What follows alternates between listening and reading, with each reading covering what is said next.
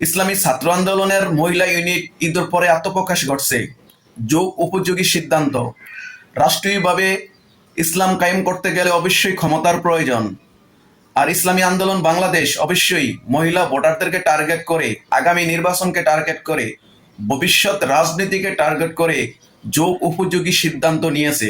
অবশ্যই ধন্যবাদ জানাই পীর সাহেব চরমুনাইকে, ধন্যবাদ জানাই কেন্দ্রীয় নেতৃবৃন্দকে, যাদের অক্লান্ত পরিশ্রমেই এই সিদ্ধান্ত বাস্তবায়ন হয়েছে।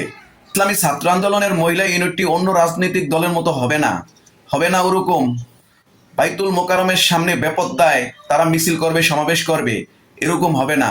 100% পদ্মার সহিত কিভাবে রাজনীতি করা যায়, কিভাবে প্রতিবাদ করা যায়, এটাই ইসলামী ছাত্র আন্দোলনের মহিলা ইউনিট চোখে আঙ্গুল দিয়ে অন্য অন্য দলকে দেখিয়ে দিবে, দেখো আমরা কিভাবে রাজনীতি করি, আমারটা থেকে তোমরা শিখে নাও।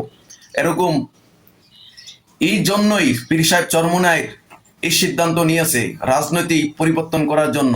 তাদের বেপত্তায় যে রাজনীতি করে সেটা পরিবর্তনের জন্যই এই সিদ্ধান্ত নিয়েছে।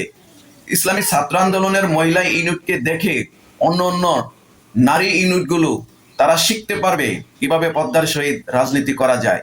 এই জন্যই এই ইসলামী ছাত্র আন্দোলনের মহিলা ইউনিট ঈদের পরে আত্মপ্রকাশ